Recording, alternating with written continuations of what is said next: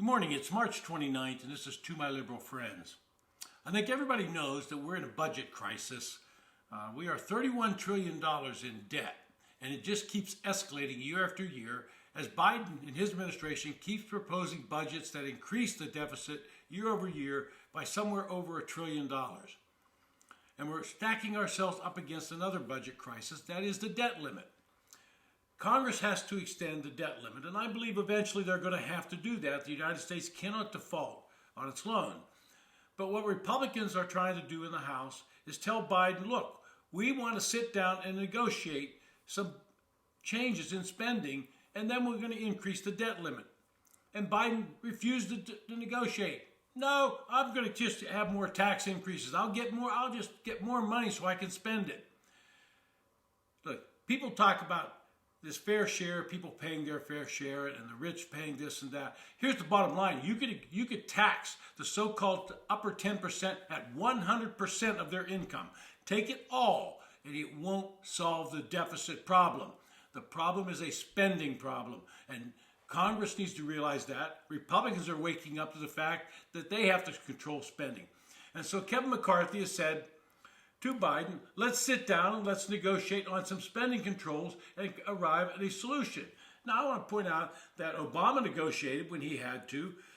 Trump negotiated because he had to. And this is something that the administration and Congress should negotiate on. Biden doesn't have a free hand anymore because Republicans control the House. If they controlled all three, trust me, we'd all be in trouble. They would just ram through every spending increase they want and tax everybody as high as they can get it. But at some point in time, we have to start realizing what's going on in this country, and we need to control spending.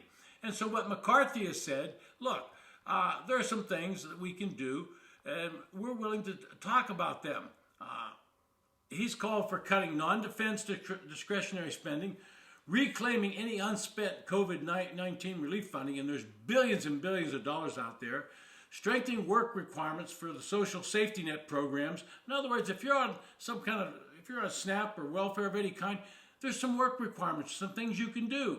And he wants to create policies to lower energy costs, and he wants to secure the Mexico border with the United States to stem the flow of illegal drugs. All of these are things that everybody in this country should say, that sounds like a reasonable plan.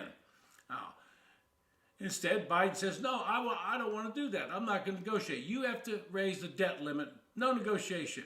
Now, is that the kind of leader you want? I want somebody that's going to sit down and talk to both sides of the aisle. I want somebody that's going to say, let's find a solution that works for the American people, not one that works for me politically. But that seems to be what Biden is more interested in. What works for me politically so I can run for re-election and I can get re-elected. And Democrats in the Senate, Chuck Schumer says, I'm not going to negotiate with him. He's already dismissed the letters that Kevin McCarthy sent to Biden. And he says, until he shows me he's got enough votes to pass it, I'm not doing anything. Again, is that the kind of, show me the votes and I'll do it.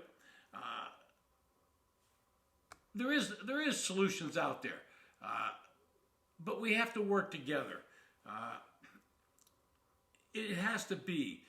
We just can't keep doing this the way we're doing it. It has to change. And I worked around Congress for most of my life, and I worked at a time when Reagan and O'Neill sat down and negotiated. I worked at a time when Democrats and Republicans actually got along. But somewhere after the year 2000, that all broke down. And I'm not blaming one side or the other. I'm blaming both. And both need to sit down, or the American people need to say, hey, we're tired of it. And I would say vote all 435 out of office next time and vote every senator out of office next time. And that might wake the rest of them up and say, bet we better start talking to each other. Bet we better start working with each other. This has been To My Liberal Friends. Thanks for listening. If you enjoy the podcast, hit the subscribe button and recommend it to your friends.